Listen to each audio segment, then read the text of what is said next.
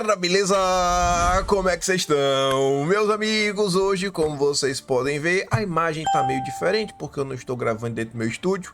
Vim pro casamento, vou ficar aqui ainda mais 2 dias, então já peço desculpas para não estar naquela qualidade de sempre. Só que a gente não pode parar porque o Brasil nunca para. E vamos começar nosso vídeo de hoje falando do Dilma, alguns escândalos, ex-primeira-dama do Peru, Abin, quero falar do Ramagem, Anderson Torres, para depois falarmos da nossa linda democracia, além de mais críticas que surgiram aí na imprensa, a corte mais importante deste país, também surgiram novas notícias sobre a anistia.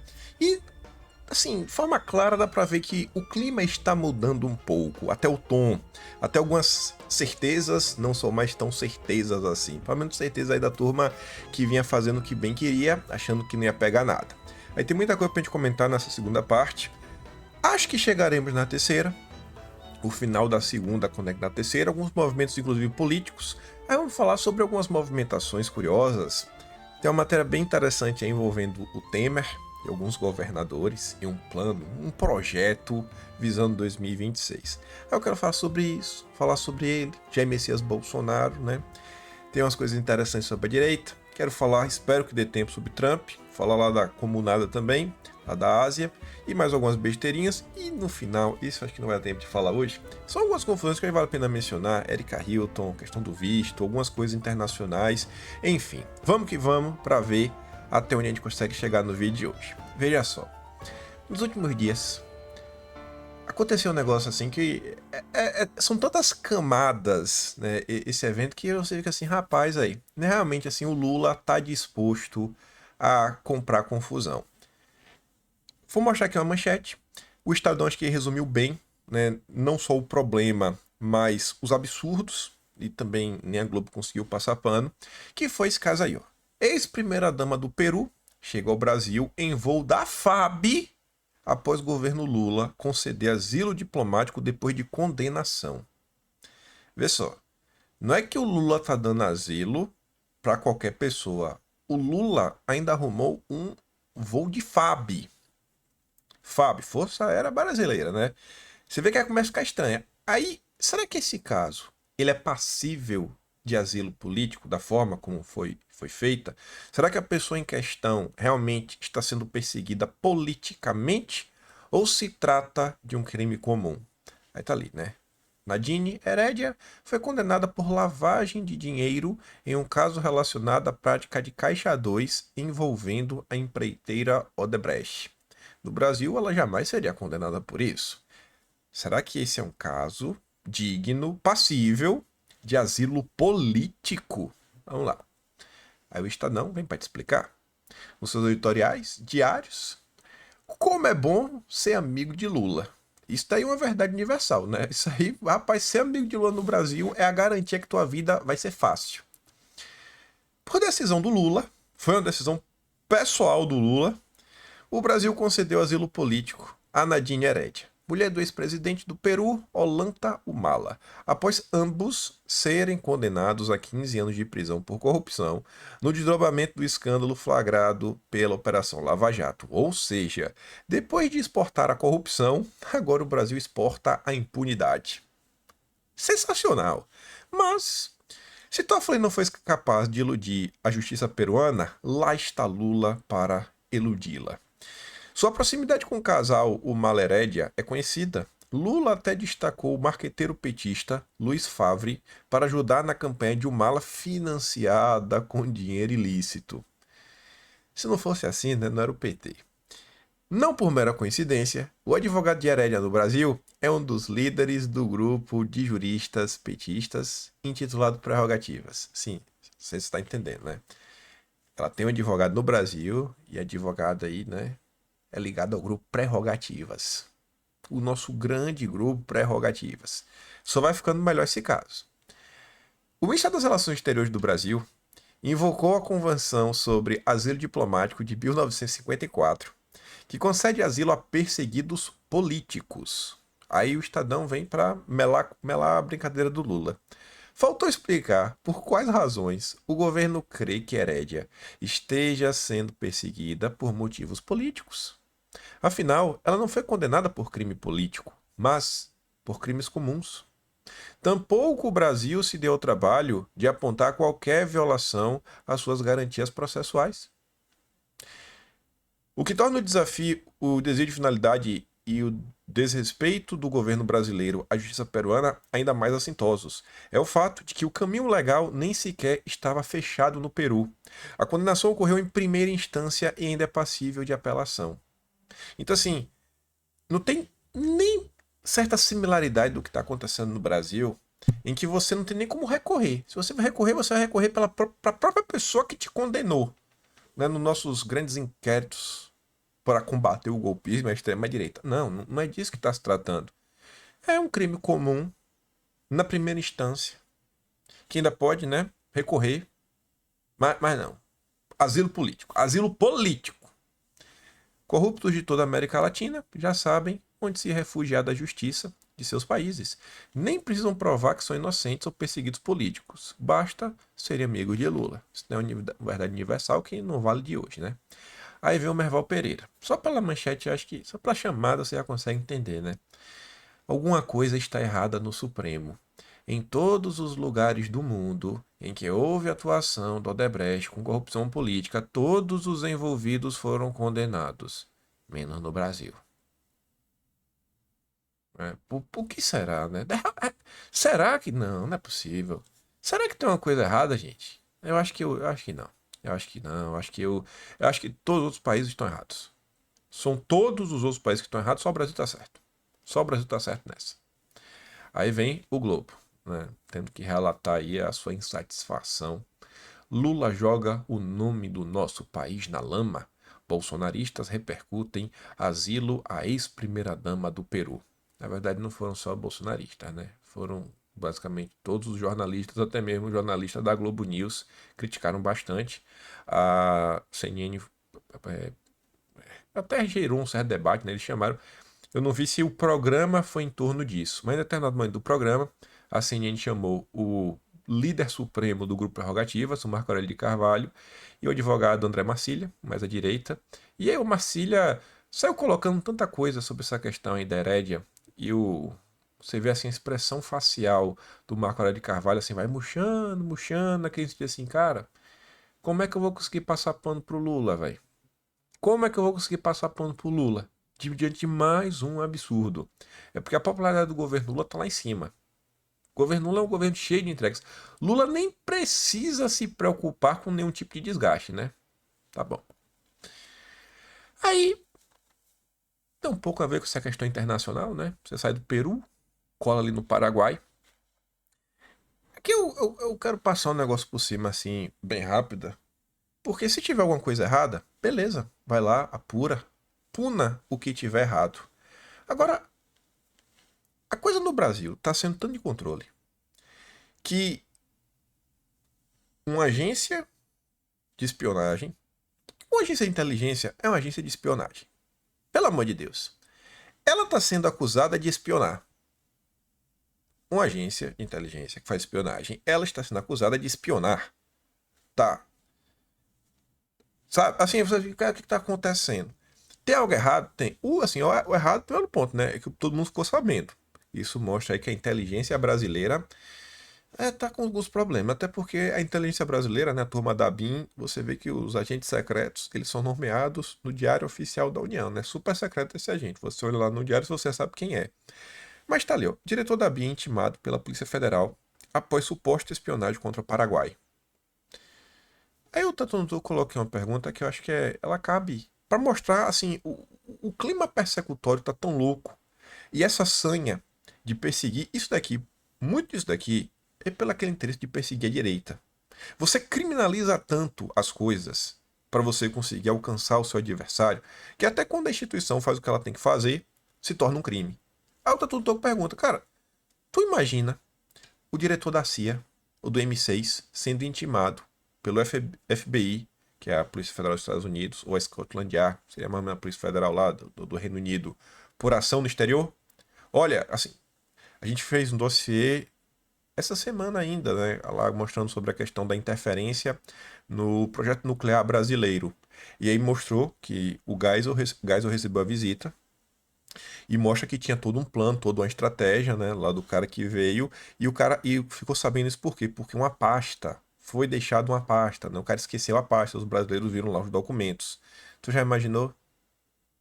Mas isso daí, beleza, meio que um certo direcionamento político.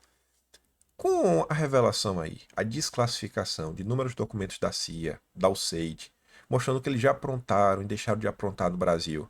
Será que o FBI vai chamar a turma? Não, olha, você está espionando lá o outro país. Você está espionando, você vai ser preso. Assim, é surreal o que está acontecendo. Isso daqui ainda tem outra camada por trás, que esse rapaz aí, o diretor da BIM, ele é meio que, o nome dele é chancelado pelo Rui Costa. E ele meio que tá brigando com o Andrei, que é da Polícia Federal. Então, assim, o petismo é um negócio que é tão louco que ele se implode a si mesmo. Isso é o PT. Aí continua. Lula cobrou explicação de chefe da BIM e da Polícia Federal em reunião tensa sobre espionagem. Essa matéria até comenta sobre esse choque de forças políticas, né, para ver quem vai comandar a inteligência brasileira. A PF quer ser a responsável. Aí tu vê, ó, esse parágrafo é sensacional. Lula chamou os dois diretores após uma ação secreta da BIM. Como assim a BIM tá tendo ações secretas, hein? A Agência de Inteligência do Brasil devia tomar ações públicas e avisar: olha, eu estou indo te espionar. É surreal o que está acontecendo, sabe? Você vê assim, é uma loucura o que está acontecendo. É uma loucura o que está acontecendo.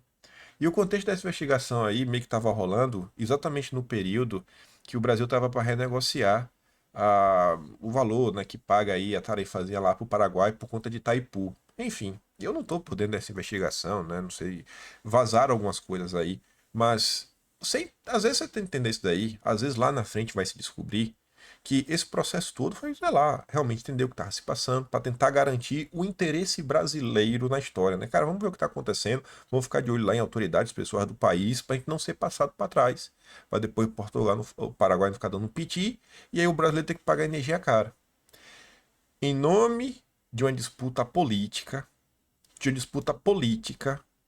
a gente está vendo tudo isso acontecer. E mais, como é que é a população brasileira, como é que é o jornalismo? Porque foi o Aguirre Talento. O Aguirre Talento é um dos jornalistas que ele tem um computador diferente. Porque você, pessoal comum, usa o Google, não aparece nenhum documento sigiloso para você. Agora, a quantidade de informação sigilosa da PF, se você pegar a quantidade de furos do Aguirre Talento contra Bolsonaro, você fala, cara, o teu Google é diferente. Aí eu acho que também vale se perguntar, né? Como o Aguirre Talento, jornalista do UOL, tem acesso a tantos furos e teve acesso a, inclusive, a essa questão da BIM. Sabendo que o Andrei, da Polícia Federal, não gosta do diretor-geral do cara da BIM. Inclusive, esse diretor-geral da BIM, mesmo sendo, o nome dele sendo chancelado pelo Rui Costa, ele acha que diversas investigações, inclusive a investigação da ABIN paralela, tem um cunho político.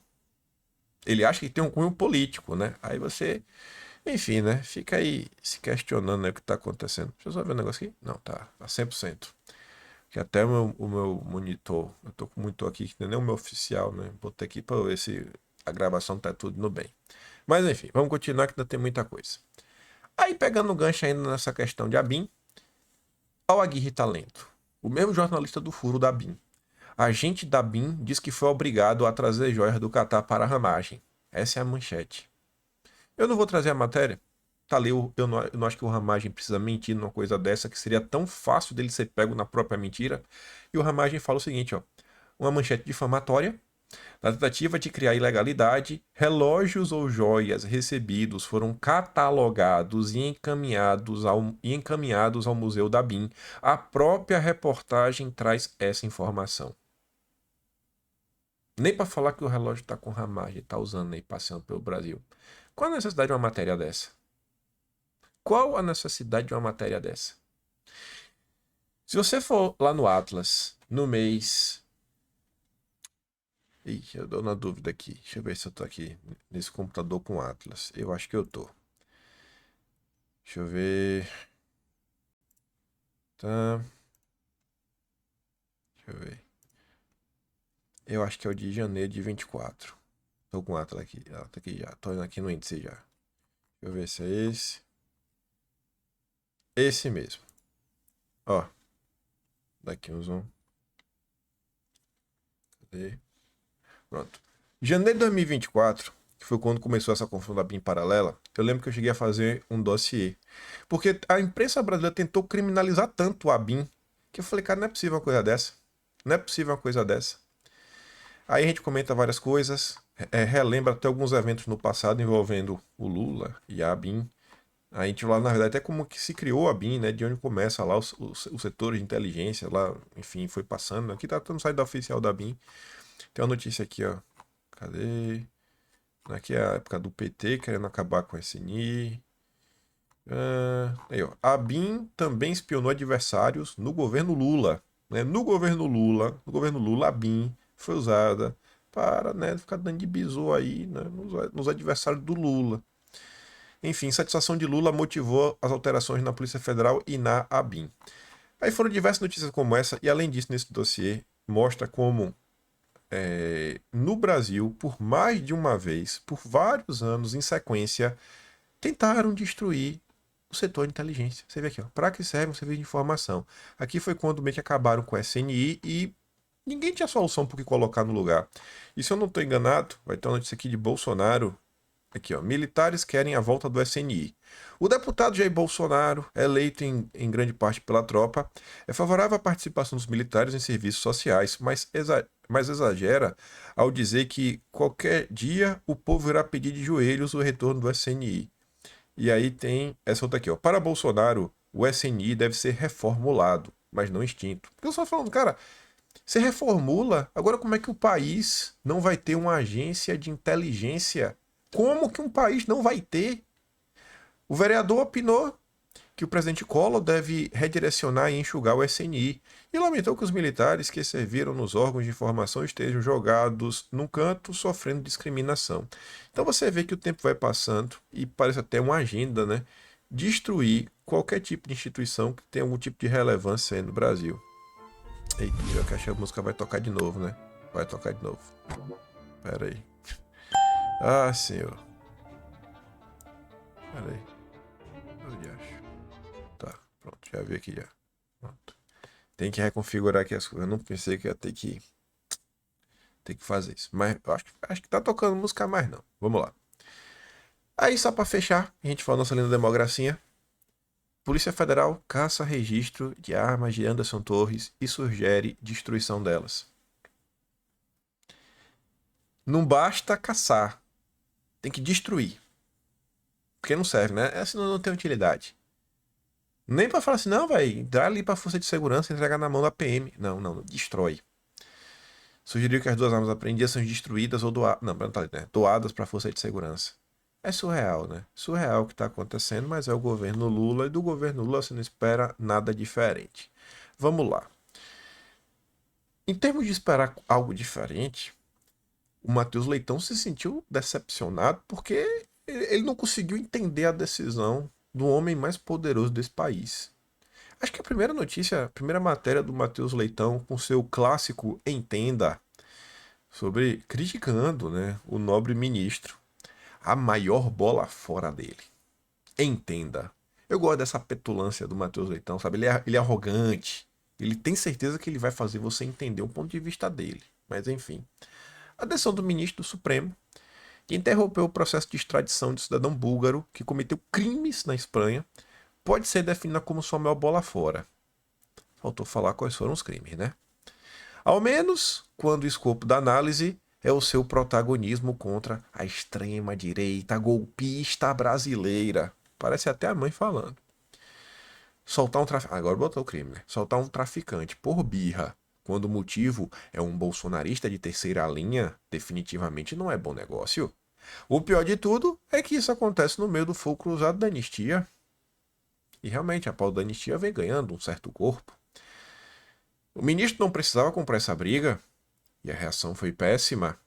A revista britânica The Economist publicou nesta quarta que o ministro tem poderes surpreendentemente amplos e excessivos e saiu mesmo sem que a publicação computasse a decisão contra a Espanha.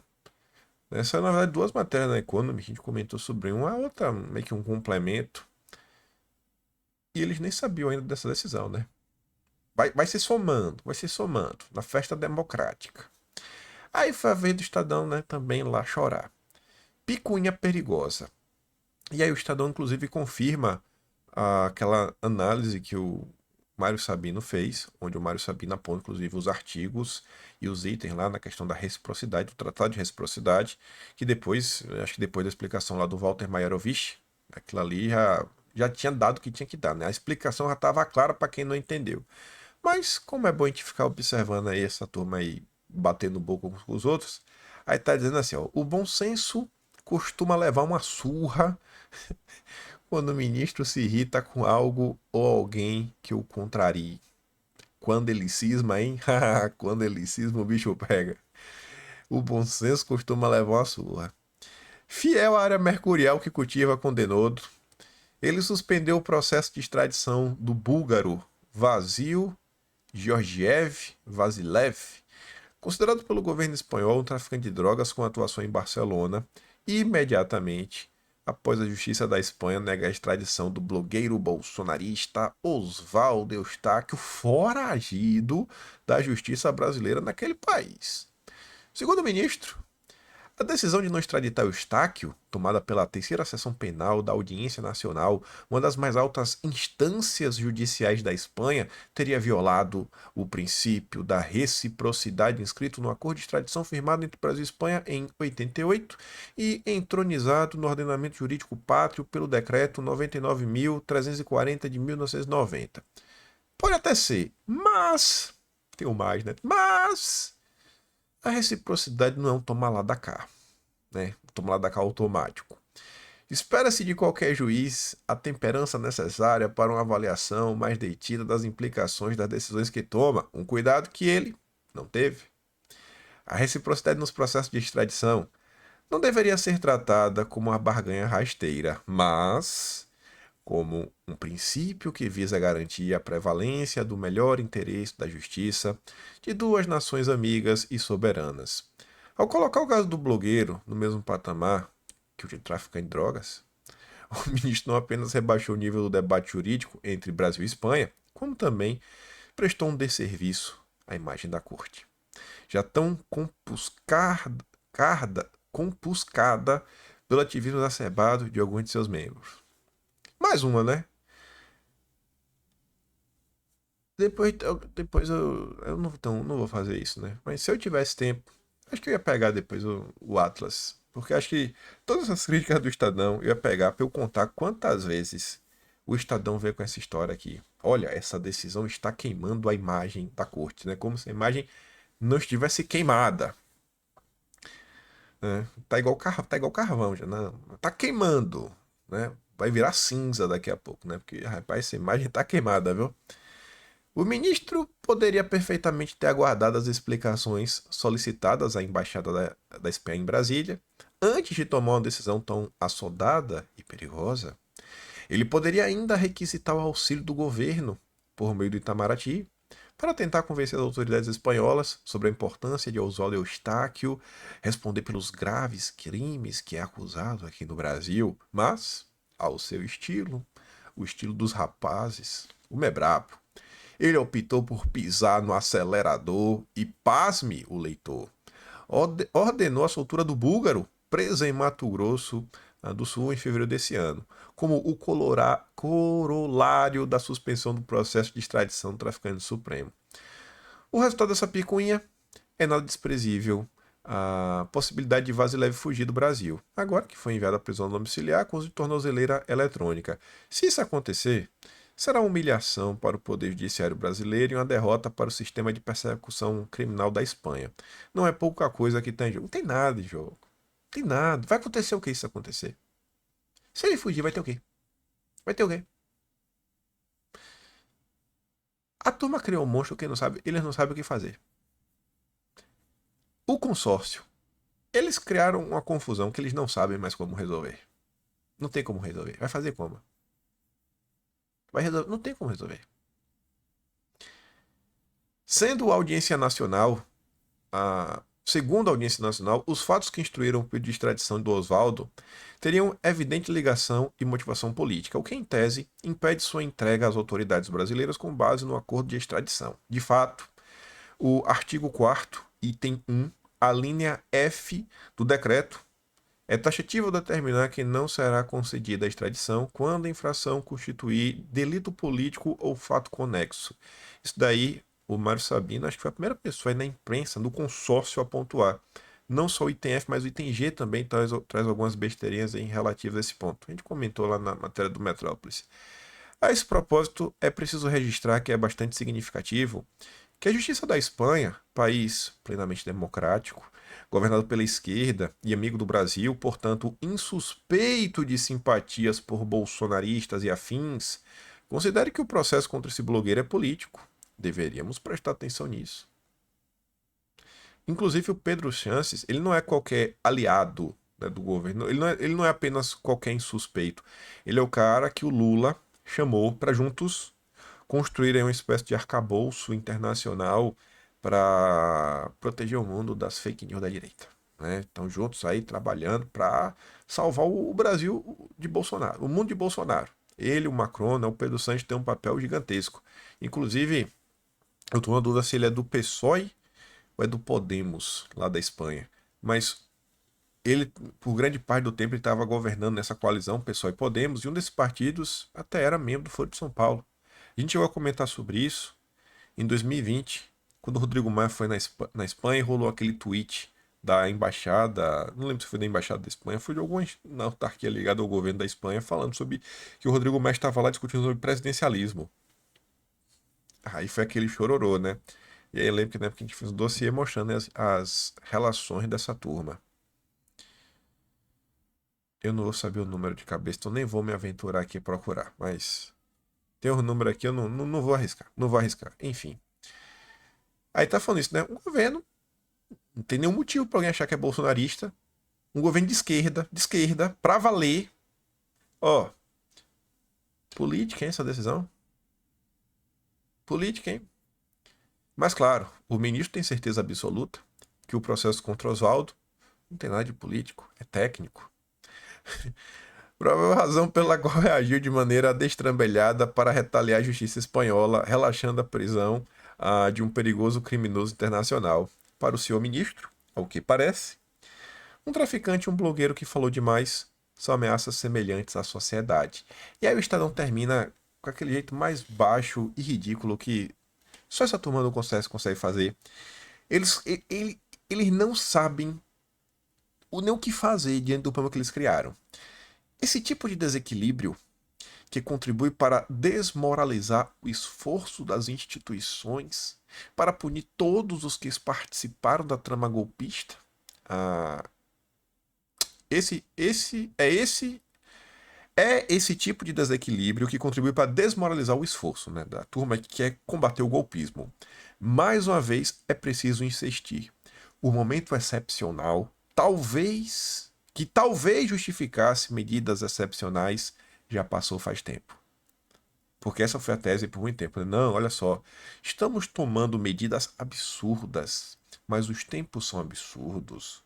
Os anos Bolsonaro foram anos excepcionais. Então precisamos tomar medidas excepcionais para combater a extrema-direita golpista.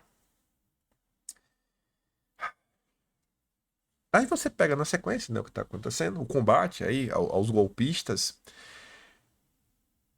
17 de abril. 17 de abril de 2025. Supremo estuda relaxar punições contra condenados do 8 de janeiro. Olha essa primeira sentença. Ministros já tratam com certa naturalidade a possibilidade da Corte aumentar concessões de prisões domiciliares e diminuir as penas impostas contra condenados. Já vê com naturalidade. É tanta coisa que está acontecendo no Brasil, e eu acho que talvez a população esteja começando a perceber, e talvez isso possa ser até um motivo, uma das pautas, na verdade, né, uma das agendas das eleições de 2026. Inclusive, tem alguns deputados falando o seguinte: cara, eu não posso tirar a minha assinatura. Eu até não sou de direita, mas isso pode pesar para o meu eleitorado. Isso pode pesar contra o meu eleitorado. Então eu tenho que ficar de boa com eles para a eleição de 2026. O clima do Brasil deu uma mudada. Isso é inegável. Inegável. Inegável. Para a parte deles, o recuo distensiona o ambiente e ajuda a conter a possibilidade de anistia.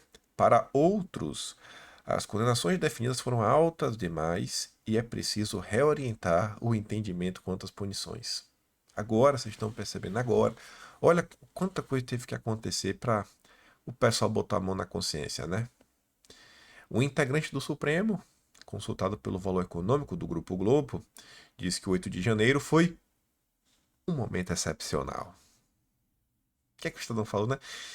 Talvez aquele momento excepcional já passou, né? Talvez aquele momento excepcional justificasse medidas excepcionais, mas esse momento já passou. Então, esse momento excepcional no Brasil, que levou o tribunal a dar uma resposta dura, quando definiu as primeiras condenações, né? Ele já não existe mais. Ele afirma que o país passa por outro momento de excepcionalidade, com o andamento do projeto de anistia e a possibilidade de um perdão geral vindo do Congresso. Então, perante a isso, pode ser que agora Deus toque o coração, né? E eles comecem a enxergar as coisas por outros ângulos. Boa, boa, boa, boa, boa, boa. Planalto aciona ministros contra o projeto da anistia, mas lideranças veem gesto como inócuo. Obviamente que o Lula ia fazer isso, né? Lula, passo do Planalto é Lula. Acionou o ministro de partido da base para que eles tentem reverter junto às suas bancadas na Câmara dos Deputados, né, apoio ao requerimento de urgência do projeto de lei que prevê anistia. Segundo relatos, o próprio Lula e a Gleice ligaram para integrantes do primeiro escalão. Imagina tu é ministro, tá lá de boa. Ó, gente, isso aqui não é piada não. Imagine mesmo, porque ó, não tem governo. O Lula não trabalha.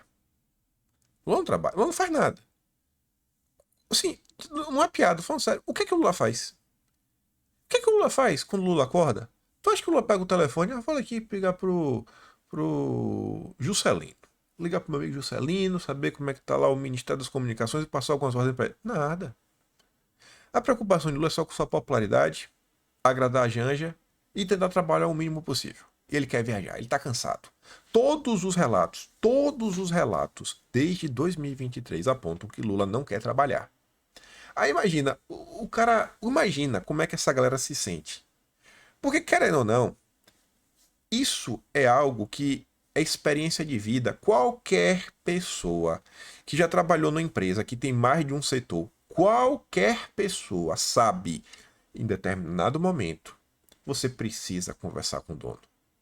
Porque vai ter alguma coisa, cara, que ainda que você seja gerente, você tem que ter assim uma... Por mais que o cara confie em você, seja brasileiro, você tem que falar com ele para correr do papel. Mas eu aposto dinheiro. Eu aposto dinheiro que diversos desses ministros, às vezes, tem alguma coisa que eles querem fazer que vai trazer algum tipo de melhoria para eles, que eles vão poder vender, né, o peixe deles, e eles não conseguem falar com Lula. Eu aposto. Aí imagina esse cara que tenta falar com Lula, porque as notícias da imprensa mostram isso, que o Lula não recebe ninguém, não trabalha, o cara vai e recebe o telefone. Cobrança, nem é relativo à pasta dele. Muitas vezes, esses partidos do Centrão, eles não são homogêneos, nenhum deles é homogêneo, são partidos que são locais, ou seja, cada localidade você tem um alinhamento político. No Nordeste, às vezes mais à esquerda, no Sul é mais à direita, depender. E não necessariamente porque você pega União Brasil. Na Bahia, é oposição ao PT. E é oposição porque precisa ser oposição, porque a Semineto não quer, né, ficar no banco, e o PT não divide o poder. Então, imagina, o cara tem coisas às vezes que ele quer tirar do papel, o Lula não liga pra ele não consegue acessar o Lula, porque o Lula nem telefone tem, a gente já não deixa. Aí ele recebe uma ligação do cara falando, ó irmão, se mexe aí. Cobra o deputado do teu partido pra tirar da assinatura. Ele tem que fazer uma coisa, ele nem tá trabalhando na Câmara, ele tá focado no Ministério, tentando tirar uma coisa do papel, Lula não ajuda, e ainda agora quer que faça a ordem que não tem nada a ver com a pasta que ele ocupa. Fora que diversos desses ministros do Centrão, eles nem respondem ao Lula. Você pega o Juscelino, você pega o Valdez Góes, você pega... Qual era o outro do União Brasil? Era Juscelino, Valdez Góes e o Sabino. Esses três estão onde estão? Por conta do Alcolumbre. O cara falou, Lula, vai catar coquinho, irmão. Eu não vou lá fazer nada. Você quer ver a prova? A prova é o próprio União Brasil. Saiu Juscelino, entrou quem? Pedro não sei o que lá. Eu acho que é esse nome do cara. Eu acho que é Pedro alguma coisa, eu nem sei. Ninguém sabe. Não virou notícia. Por quê? Porque quem chancela é o Alcolumbre. Porque o Lula precisa de apoio. O cara não trabalha e quando o cara trabalha pra encher o saco dos outros, tu acha que essa mídia tem como avançar? Tu acha que a galera tem alguma boa vontade pra falar, não, Lula, eu vou te ajudar, Lula. Eu vou te ajudar. Ó, Lula. Ó, grande Lula. Eu vou te ajudar a perseguir pessoas. Os ministros têm, no entanto, admitido dificuldades para dissuadi-los, dizendo-se, sob pressão dos bolsonaristas, esses deputados alegam que a retirada de assinaturas contrariará sua base eleitoral. Às vezes os caras nem ligou, não, Lula, os caras vai dar ruim na eleição. Segundo relatos, Lula e Gleisi ligaram para ministros nesta semana pedindo para atuarem junto às suas bancadas estaduais ou partidárias. Vai lá, não, tem que fazer, tem que acontecer. E mendigando para conseguir 20 nomes. 20 nomes e não consegue. O movimento do Planalto, contudo, é classificado como tardio e inócuo, de acordo com lideranças partidárias. A avaliação de caciques do Centrão é que o governo deveria ter se antecipado e agora busca um gesto, que será mais político. E isso ficou claro nessa movimento de anistia. Deputado falando, eu procurei o governo, ninguém falou comigo. Eu procurei o José Guimarães, ele não me atendeu. Eu procurei o meu partido, não deu nenhum tipo de orientação. Por quê? Porque o ano não passou. Lula não trabalha. Não tem governo no país. O Brasil está abandonado. Lula só aparece para ficar lacrando, né, indo para eventozinho e para cumprir ordem de quem colocou ele na presidência. Como não é possível, né, o que eles querem fazer é pegar lá a lista e tirar os 20 votos, né? Já está protocolado, não dá para tirar assinaturas. Então, como não é possível regimentalmente a retirada das assinaturas, a estratégia do Lula é apresentar uma lista de arrependidos na reunião de líderes. Isso, na leitura de congressistas alinhados do Planalto, daria argumentos políticos para Hugo Mota segurar o projeto. Mota tem resistido a dar seguimento ao projeto, mas está numa saia justa. A pressão contrária vem, além do governo, vem do Supremo, né? Oh, quem podia imaginar? Uma liderança do Centrão disse reservadamente que o esforço do governo não vai conseguir impedir o avanço do projeto. E que agora deve ser debatido um texto que seja mais palatável ao Congresso. Aí a Folha diz que o PL já está elaborando um novo texto, como mostrou a Folha, por determinação do próprio Bolsonaro, né, após o encontro que ele teve com o Mota.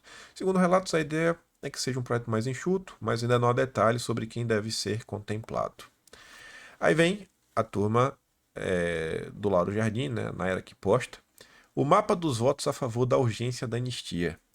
A oposição tem em mãos um mapa com 309 votos a favor da aprovação.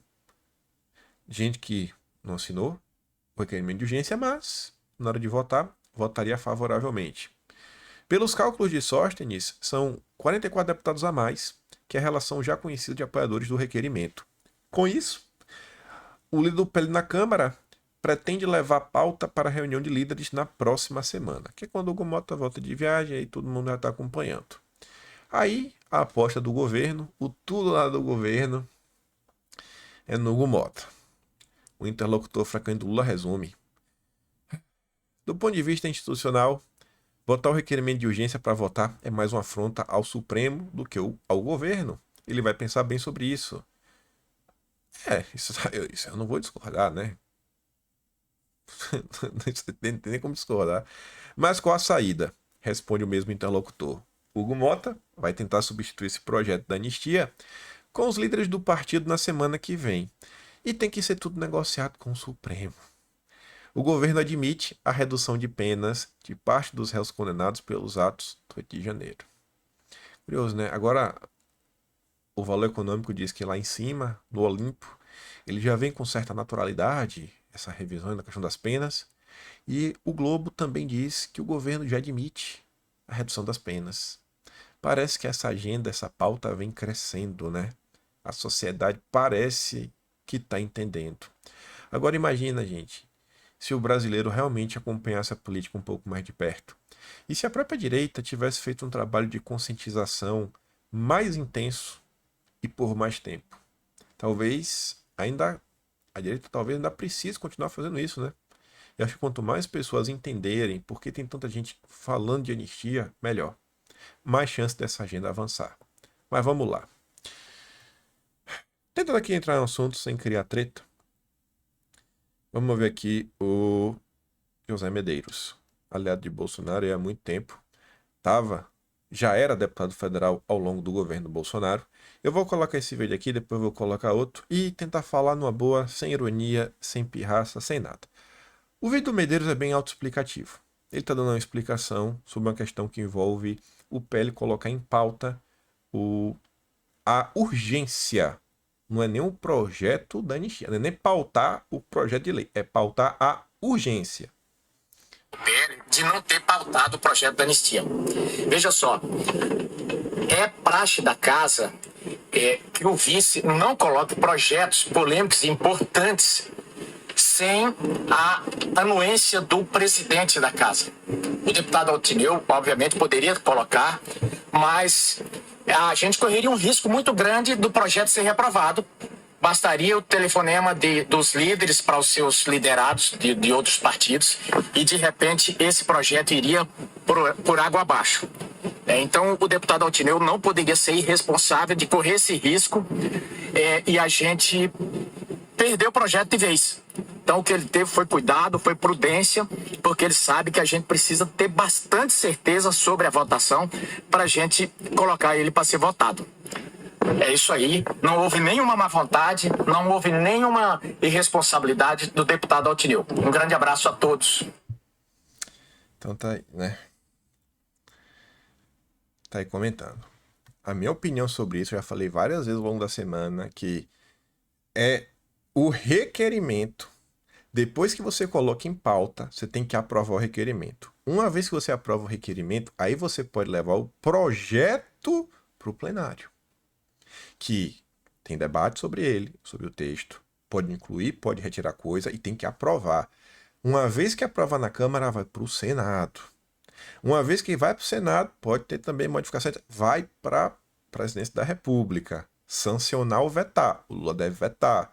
Depois volta, e se eu não me engano, a sessão para derrubada de vetos é sessão de Congresso, né? Você tem que botar as duas casas juntas, que não acontece sempre. Até isso demora. Depois vai botar o clube pautar. Então é um processo. Colocar agora, assim, vocês com a experiência de vida que vocês têm, vocês acham que pegar, passar com o trator para pautar só o requerimento de urgência, sabendo que tem todo esse caminho pela frente, será que esse caminho é um caminho que vai levar, no final do dia, a anistia está aprovada? Gente, é um processo que ele não vai ser resolvido em 2, 3 dias. Não vai. Eu já comentei isso diversas vezes. Aí, vamos aqui ver aqui uma discussão. Espero aí que a gente possa contribuir com alguma coisa, né? O pessoal não fica aí dando chilique nem nada. Que é isso daqui, né? Tava ali duas pessoas aí debatendo, né? Duas pessoas aí da direita debatendo sobre essa questão. Inclusive falam sobre a questão do Altineu. Vou fazer algumas pontuações sobre isso, né? Também falam sobre a eleição da presidente da Câmara. E aí, enfim, vou dando minhas pausas e tecendo meus comentários. Véspera de feriado de Páscoa, um feriado extremamente importante para o brasileiro, e os patriotas continuarão presos. E é com pesar que eu digo isso, é com pesar mesmo, porque o Altineu, deputado do PL do Rio de Janeiro, vice-presidente da Câmara dos Deputados, teve a faca e o queijo na mão para pautar a anistia e não pautou. Olha, véspera do feriado de Páscoa, tava aí com a faca e o queijo na mão. Gente, a urgência não ia soltar as pessoas da cadeia. Então acho que essa análise, ela não tá tão precisa. Acho que ela tá um pouco carregada de emoção. O Altineu, ele poderia ter pautado isso, né? Mas vamos continuar aqui a ouvir.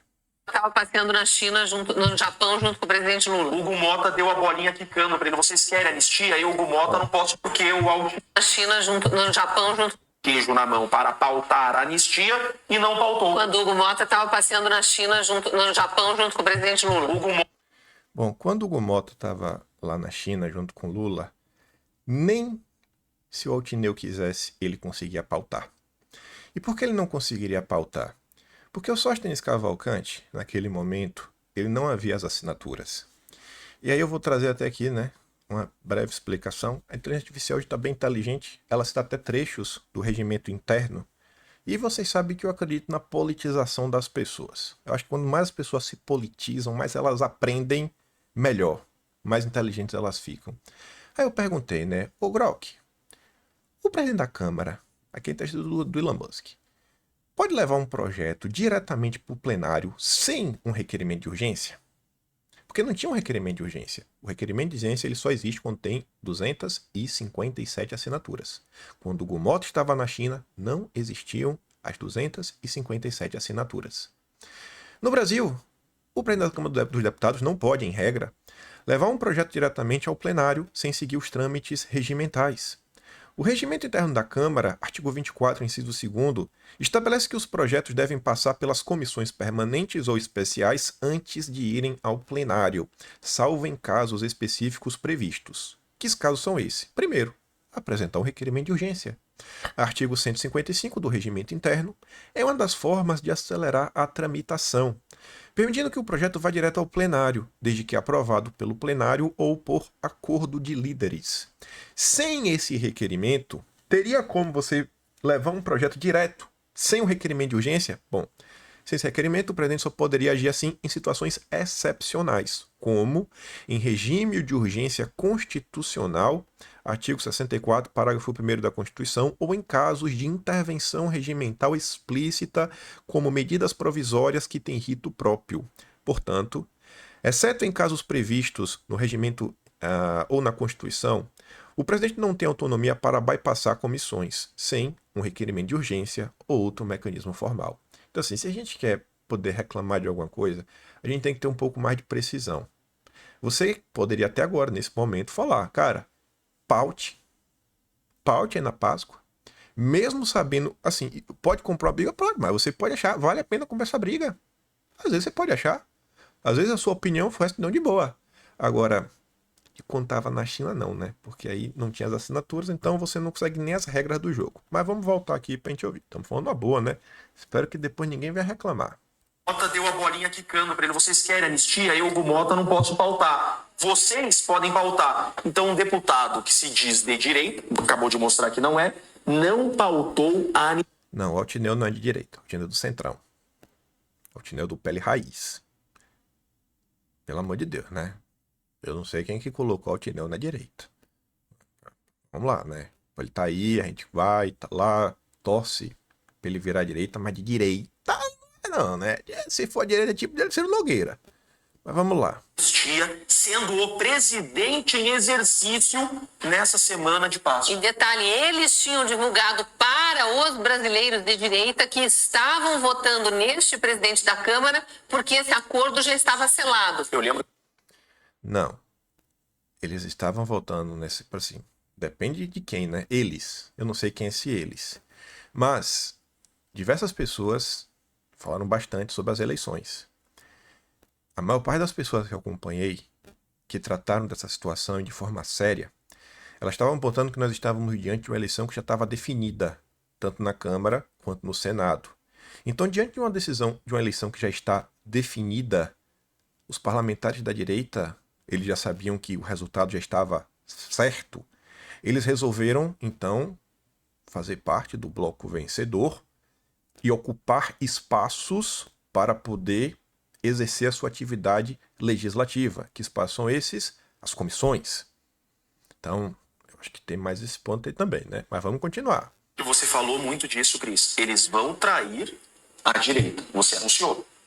Eu, na época, nem falei em relação ao Hugo Mota, estava falando em relação, porque esse eu nem conhecia e confirmei na época, não vou falar porque eu não conheço. Né? Quem fez um acordo que defenda aí, porque deve conhecer. Mas ninguém fez nenhum grande acordo. você pega, Cristina, o próprio Bolsonaro mais de uma vez falou sobre isso. Você acha que Bolsonaro está errado em apoiar o candidato que tinha uma certeza de ser eleito? Se você acha que Bolsonaro deveria ter feito um voto de protesto, colocar para sua bancada fazer um voto de protesto e entregar todas as comissões para o PT e para o Centrão, aí você pontua, né? É assim, quem fez a... Pô, pelo amor de Deus, né, velho? Não vamos ficar aqui em cima do muro nesse momento. Em relação ao Alcolumbre, que a gente já conhecia do governo Bolsonaro, os 2 anos em que ele presidiu o Senado e boicotou o governo Bolsonaro do primeiro ao último dia, eu disse, Alcolumbre na presidência são mais 2 anos de atraso no Brasil. E paguei um preço duríssimo porque a própria direita começou a me difamar dizendo que eu não apoio a direita porque eu estava indo contra uma decisão do partido, do ex-presidente. Eu não sou desse partido. Então vai ter que falar isso de mim agora. Foi feito. Vai ter que falar isso de mim agora também, porque eu quero que chutem a bunda desse Altineu em 26. Esse cara não é de direita. Ninguém vai votar no Altineu, mano. Tu acha que no Rio de Janeiro, tendo Jordi, tendo Ramagem, tendo Carlos Bolsonaro, tu acha que alguém direito vai votar no Jordi? Tá em que planeta vocês estão, pô? Esse cara traiu a direita nessa semana porque ele deveria ter pautado a anistia.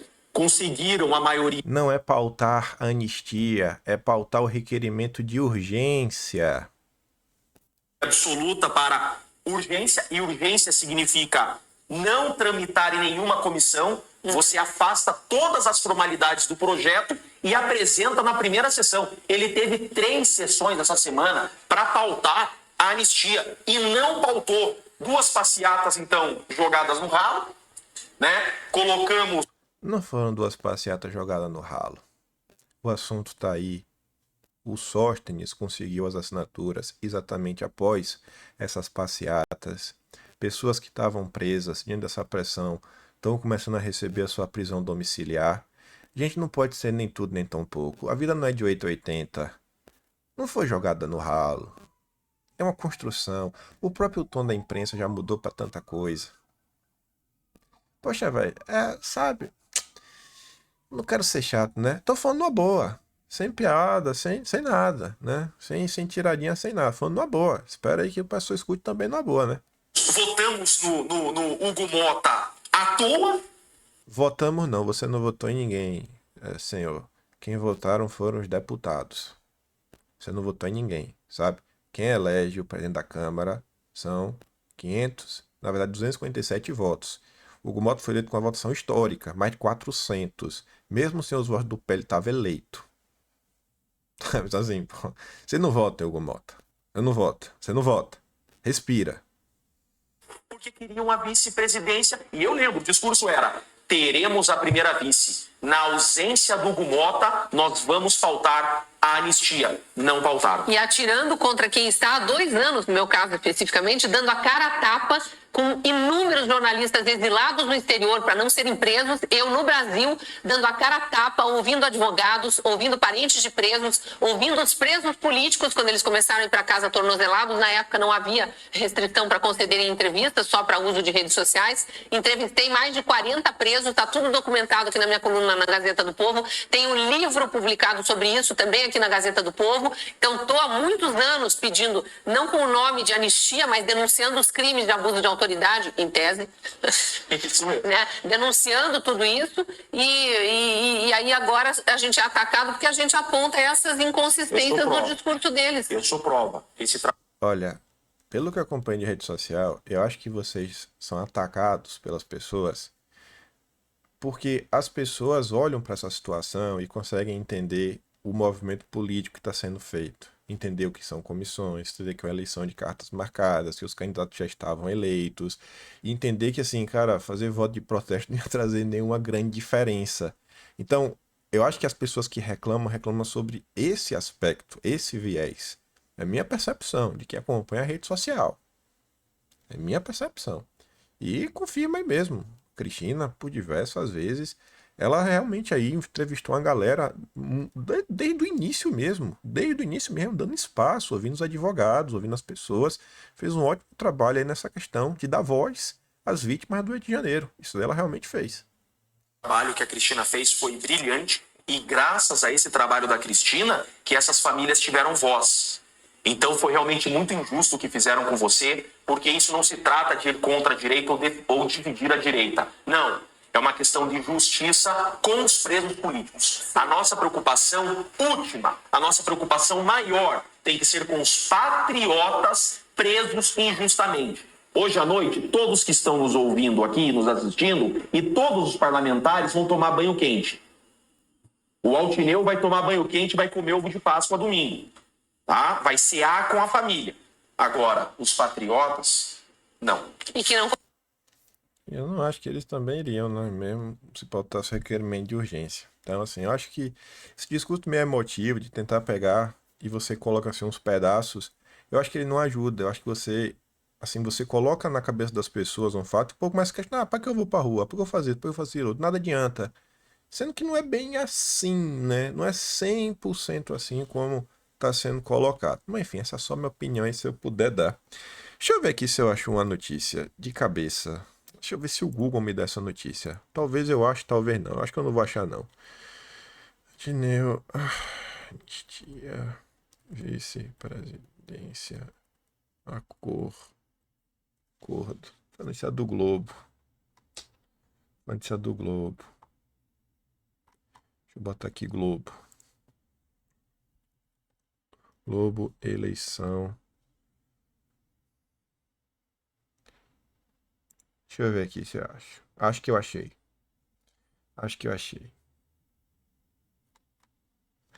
Porque assim. Aqui, ó. Isso aqui eu li na época. Se você procurar, você vai achar.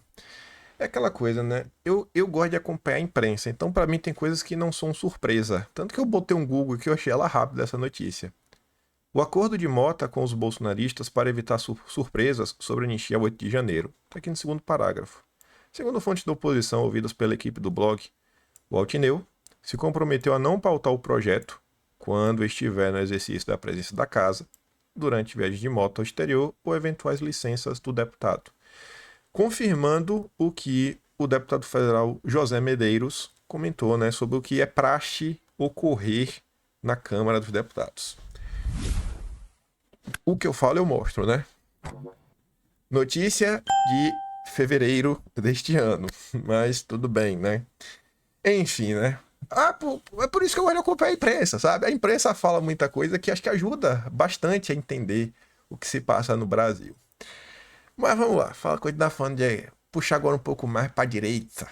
A verdadeira direita brasileira. Essa é a boa. Essa daqui não é a bolsonarista, não. Temer sugere a Zema unir governadores em frente presidencial para 2026. Boa. Espécie de guru dos políticos que sonham em chegar ao Palácio do Planalto em 26. O guru é o homem que não tem votos. O sem votos é o guru. O ex-presidente Michel Temer recebeu recentemente em São Paulo o Zema. Antes do Zema ir lá, Temer já teve com o Ratinho, com o Caiado, com o Tarcísio. A exemplo de todos, Zema foi a Temer pedir conselhos sobre a corrida presidencial. O Temer é especialista, né? Ele já se elegeu presidente da República várias vezes, então ele sabe como contar. E aí o Zema saiu do escritório do Temer em São Paulo com um plano para unir os partidos de centro e de direita num só projeto presidencial. A ideia seria criar um programa de governo com todas as propostas de Zema, Ratinho, Tarcísio e Caiado, batizado de Movimento Brasil.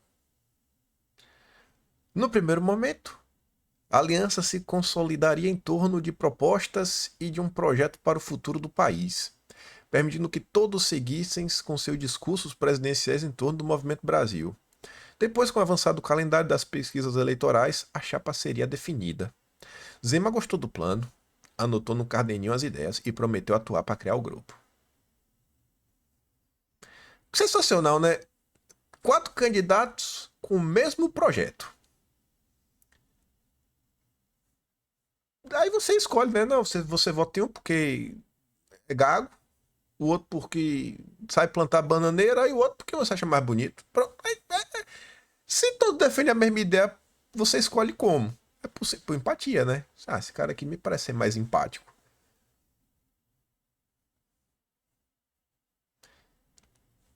Vocês sabem a minha opinião sobre isso, né? Ai, é a grande direita brasileira. Cada vez. É isso, pra mim, Bolsonaro chega. Jair, vá até o fim com sua candidatura, Jair. Vá até o fim. Vá até o fim, capitão. Porque, primeiro, eu sou um homem de fé. Segundo, se eu não tiver fé, mete alguém, mete o cachorro caramelo. E deixa e vamos ver. O cachorro caramelo. Aí de um lado do Movimento Brasil, do outro cachorro caramelo. E a gente deixa o brasileiro escolher quem eles querem. O Renato até faz um comentário, né? Esse Movimento Brasil soa mais como Movimento Mercado. Um consórcio de governadores com verniz técnico, sem qualquer raiz popular, base cristã, compromisso com pautas conservadoras. A direita real, a que não frequenta coquetéis com banqueiros, fica sempre de fora. É incrível, velho. Incrível, sabe? É incrível. É simplesmente incrível. Eu acho que essa turma nem sequer cogita a possibilidade, por exemplo, do Eduardo Bolsonaro ser o candidato. Ou o próprio Jair ser o candidato. Sabe assim, nem pra chegar assim, não, vamos aqui colocar o Bolsonaro no meio. Vamos incluir também os projetos de Bolsonaro. Aí o que tiver melhor posicionado é o candidato. Aí quem vai estar melhor posicionado? Ah, porque não, o Bolsonaro vai estar melhor posicionado. Todo santo dia, essa turma inventa alguma coisa pra te dizer que eles estão salvando o Brasil. Nossos grandes amigos liberais. Aí eu fico de cara como são as coisas. O Lira não falou 100% o que tá na manchete. O Lira não falou 100% o que tá na manchete. O que eu fico de cara, teve a entrevista aí do Ciro Nogueira, a gente nem vai comentar sobre ela hoje. Eu dei só uma lida por alto. O miserável do Ciro Nogueira, que de direita não tem nada, toda vez que ele pega o microfone na mão, o meu candidato número 1 é o Jair, o 2 é o Messias, o 3 é o Bolsonaro. É ele. E se não for ele, é ele que vai decidir quem é. Cara, ele não perde a oportunidade de falar, não, Jair, eu estou com você. Seu julgamento? Ah, se for um julgamento justo, ele é inocentado porque não há provas. Já o Zema, quando dá entrevista, Zema já deu 2 entrevistas, perguntaram, você acha que Bolsonaro é alvo de perseguição? Não estou por dentro não do que está acontecendo. Não sou advogado, não sei opinar. Aí você pega aqui, ó. Essa manchete não condiz totalmente com o que aconteceu. Relator da maior aposta de Lula, que é a questão do imposto de renda, Lira diz que seria honraria ocupar cargo de vice de Bolsonaro. Lira foi evasivo ao ser questionado se seria vice de Bolsonaro no eventual chapa de 2026. Lira respondeu que assumir o posto em qualquer chapa seria honroso. Tu consegue ver assim, ó, os caras do Centrão, eles pelo menos são mais espertos. Os caras pelo menos é espinha mole, sabe? É vaselina. Dá-se umas respostas evasivas pra ficar em cima do... Mas ficar bem. Do outro lado, é assim, os caras só apareceram porque tinha manifestação no trio, porque a pauta tá ganhando tração, porque querem ser os ungidos para 2026. Passa. Assim, ó, se eles não tiverem como ter algum tipo de ganho em torno da agenda, eles não vão. Quantas manifestações não tivemos desde 2023? Inclusive em prol da toma do 8 de janeiro, em prol da verdade, em prol dos absurdos. Daqueles 4 governadores, só o Tarcísio foi para elas. Só o Tarcísio. Mas é o Brasil, é o Brasil, é o Brasil, é o Brasil, é a nossa grande direita brasileira. Aí você ainda tem que aturar isso daqui, né? Eduardo Leite cogita Senado em 26, mirando presidência em 2030. Esse é o futuro do Brasil. Ah, não dá, velho. Simplesmente não dá. Aí tu vê, né? Sabe quem é Flávio Bolsonaro, né? Não sei, se tu não sabe, eu vou te falar. Ele é filho de Bolsonaro. Olha só. Aí o filho de Bolsonaro resolveu fazer algo absurdo. Ele resolveu ir visitar o pai no hospital. Olha só, né? Como assim um filho foi visitar o pai doente? Aí vem a Janaína Pascoal. Eu oro pelo seu pai, quero o bem dele e de toda a sua família, mas por favor, da doença dele para se promover ou, sei lá, buscar apoio político. Na imagem, porque a imagem tá meio cortada. Aí, se a turma responde, se a turma critica a Janaína Pascoal, se falam qualquer coisa, aí o quê? Ai, os bolsonaristas estão me atacando. Ai, não sei o quê. Ai, aquilo. Mas pera aí, pô. Tu pode falar o que tu quiser. Tu tá criticando o filho que tá indo visitar o pai, tu tá querendo acusar. O filho visitando o pai de obter algum tipo de ganho político. Não, não é possível uma coisa dessa. E tem que tratar com o maior carinho, amor e respeito esse tipo de comentário. Esse é o Brasil. Esse é o Brasil brasileiro. E aí, pá, chega no fim com essa daqui, tem uma coisa, depois comenta amanhã. A Tsuki diz aqui, né? Esse pessoa aí, né? Enguindaço é o nome do perfil. Não é um perfil bolsonarista, nem um perfil de direita. Bozo levou a facada na barriga de um só e na frente de muita gente. Mas pelas costas, ele não sabe nem de onde vem. Eita, diacho. Nem de onde vem pelos muitos que até há pouco lhe davam tapinhas. Eu espero que o vídeo não tenha dado um chabu aí no final, viu? Deixa eu ver. Meu microfone tá bom, deu um piscar. Até minha luz aqui desligou, a luz que tava ligada. Enfim. Como é que não deu chabu? Tá ligado a luz aqui de novo. Eu espero que tenha dado chabu. Enfim, né? Bolsonaro levou a facada de um só. Em público. Todo mundo sabe quem foi. Já que ele toma pelas costas, rapaz, são várias, viu? E várias aí de gente que inclusive dá tapinha nas costas. Enfim. Ah, tem bem mais coisa pra gente comentar, mas aí fica pra depois. O grosso mesmo, o principal, acho que a gente falou sobre tudo. É o Brasil, é o Brasil. É o Brasil brasileiro. Enfim, né? Vocês tomam aí as decisões de vocês. Eu não aguento. Nossa senhora. Se eu for. Você consegue entender a minha indignação, né? Em relação a toda essa turma daí. É de uma ingratidão sem igual, sabe? É de uma falta de respeito sem igual. Ai, ai, ai. Mas é isso, né? Independente disso tudo, né? Eu também não sou tão miserável, não. E até repito o que eu sempre digo. Se porventura, em algum momento for uma eleição que eu tiver que escolher entre Lula e esses ilustres, né, governadores, qualquer um, até o cachorro caramelo, quem quer que seja, Lula não. Porque se eu reclamei do voto nulo, que colocou o Brasil no buraco que o Brasil tá nesse momento, né? No voto Lulo, aquela turminha que fica de titi na internet. Irmão, na hora que começar a eleição mesmo, né? Começar o vamos ver, começou o vamos ver. Mas até lá, até onde der pra mostrar pra galera, né, o que tá acontecendo, a gente vai indo. Aí na hora que começa o vamos ver, que não tem mais chororô, é aceitar a realidade da vida, aí nunca critiquei. Não, você nunca vai me ver criticando nenhum desses, né? Ungidos por Deus. Ai, Jesus, viu? Enfim. Vou mandar. Vou mandar os vídeos que eu dei play aqui lá no Telegram. Ou eu nem mando. Não, acho que eu não vou mandar. Vou só mandar. Não vou mandar. Não. Vou mandar não. Não. O que tinha pra falar, fala ali. Enfim, quem quiser, volta lá, procura na internet. Se gosta do meu trabalhinho, quiser dar um pouco mais, passa no meu do canal. Tem um botão de valeu, tem um peito na descrição e tem um Atlas Brasileiro, kimpan.com.br. Só mais 2 vídeos assim meio feio e com som não tão bom, né? Tô aqui com o microfone aqui, né? Não tão bom, mas segundo eu tô de volta, né? É o padrão de sempre. Não, perdoa aí, né? Mas a gente vai adaptando. É o que tem pra hoje. Nem fundo verde eu tenho, né? Tá vendo que às vezes eu sumi meus, cadê? Aí agora não quer ativar? Como é que. Aí, ó. Aí bota a parede que tá aqui atrás de mim. Mas é isso.